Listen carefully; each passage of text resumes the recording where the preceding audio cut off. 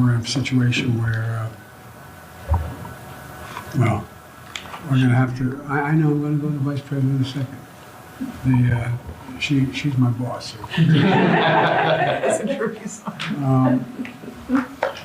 We're going to be, President. hang on a second, Madam Vice President. Sure. We're going to be going to the Congress. We're going to need a lot of help. We need a lot more money as we identify specifically how much is needed. So I'm just telling everybody now. I don't want to hear that this is going to be the end of it. So with that, I'll yield to the president. I mean the vice president.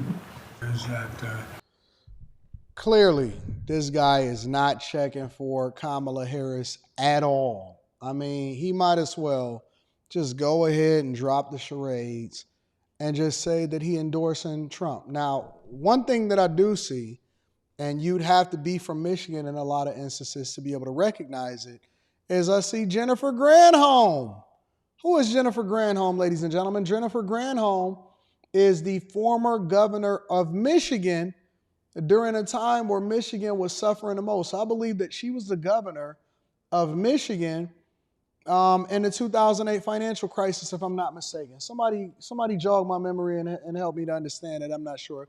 Let me know in the comments the time that Jennifer Granholm was inside of there. But Jennifer Granholm has graduated during a time where the Michigan economy was absolutely being ran into the ground to, I believe, being like energy secretary or something like that of the Biden-Harris administration. So friends take care of friends regardless of the job that they do inside of legislature. And if you are friends with them, which is one of the things that explains to me how politics work, if you are a friend of the family, then you are beneficial. If you're not a friend of the family and you decide that you want to be Eric Adams and start to get outside of your norm, guess what's going to happen? Anyways, that's not what we're here to talk about today. But Biden might as well just drop the charade. Back when they first started the Biden-Harris campaign administration in 2021, I was obviously pushing forward on different shows and the Millionaire Morning Show. And in 2022 and beyond, I was covering them extensively way before they ever kicked into campaign season, way before Biden declared to himself to be, the incumbent that was going to run for president of the United States of America for a second term, and way before Nancy Pelosi and friends, including Kamala Harris, had a plot to kick him out because they realized that he wasn't going to win against Trump.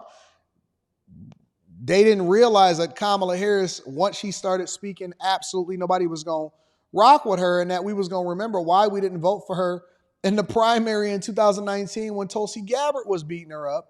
Way back then, I was reporting and I was hearing so many different reports, and I was actually commenting on the Millionaire Morning Show on my other channel about how they've been hiding her even though she's in the room on most of the major decisions, that it was so difficult and so many different people quit, not got fired, but quit from working under Kamala Harris, and that there was a lot of clashing inside of the White House between Kamala Harris and Joe Biden. Fast forward to 2024, where you now have Kamala Harris trying to leapfrog off of Biden and not distance herself, but until yesterday, now she wants to start having a conversation about distancing herself from Joe Biden as far as the different decisions that's been had or been made over the last 3.5 years.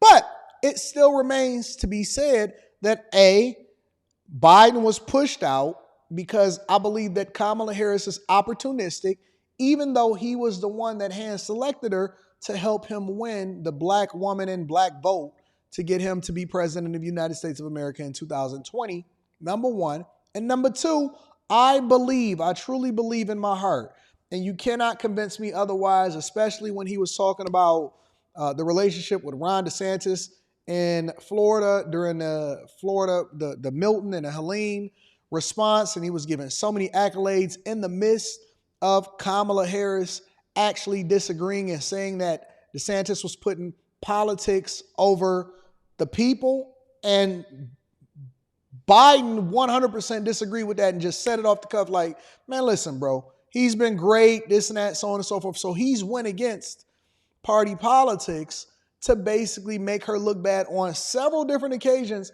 including that one. And this one is no different when he's interrupted to let them know that, hey, Kamala Harris is going to speak by the cabinet official that just so happened to be Jennifer Granholm, the former Democratic governor of Michigan. Hey, Kamala Harris want to speak. She want to get her and make her thoughts known. He's trying to take care of business and saying, listen, Congress is going to have to spend some more money, and they're going to have to allocate us some more money in the budget to take care of the business that we got to take care of, even though FEMA is underfunded or broke because they've been spending a whole lot of money on things that don't matter.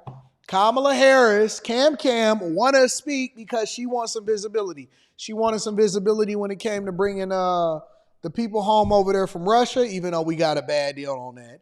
She always got to make sure that she get her photo op when she was walking down the street with Helene, even though she showed up a week later.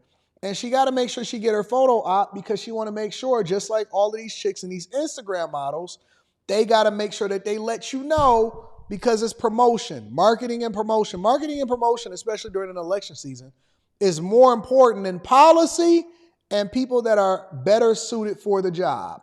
And that's being proven by parading Barack Obama out there because now he's holding black men accountable for not supporting and taking care of Kamala Harris because we are supposed to just identify and get on code instead of making the best decision for our families. But I believe that people are waking up. People are no longer under the spell, no longer just having this conversation saying, I'm not voting for her because I don't like Trump, or I'm voting for her because I don't like Trump. Now people are waking up to realize that she is not the best person that's suited for the position. And the only reason that Biden was pushed out in the first place, not only because he was incompetent as far as doing his job, but because he was too old, and it was going to affect everything and everyone that was running down ballot because a lot of people vote based off of just going one side or the left side. So if they was going to vote Republican, they was going to go all Republican. If they was going to go Democrat, they was going to vote all Democrat. And that was going to affect every single person all the way down to the judges, the millages, and the local elections. And so they had to get him up out of there because they see no pathway to victory, even though Biden is still disillusioned and thinking that he could have beat Trump. He couldn't, he wouldn't, and he would never be able to, especially after that debate. But the beautiful part about this is NBC and CNN and several other left-leaning outlets are now releasing poll results to show that Kamala Harris is suffering and she's not doing as well as she should have. And if they don't get black people in line, then it's going to be a disaster and it's going to be a landslide for Trump at the polls. I think that it's going to be a landslide anyway. Nobody in their right mind and nobody competent, nobody that can read would actually vote for this woman for being president of the United States of America. I don't know. I could be wrong. But y'all let me know what y'all think inside of the comments. Make sure you tap into the Patreon. Link is in the description. Also, Teach Hanley, 40% off your first order plus 20% off of life. And then get your tickets to come and kick it with me in person. All of that is in the description. Make sure you take care of your business. I would love to know what you guys think inside of the comments. I love you. I appreciate you. I'm going to holler at you later. Peace.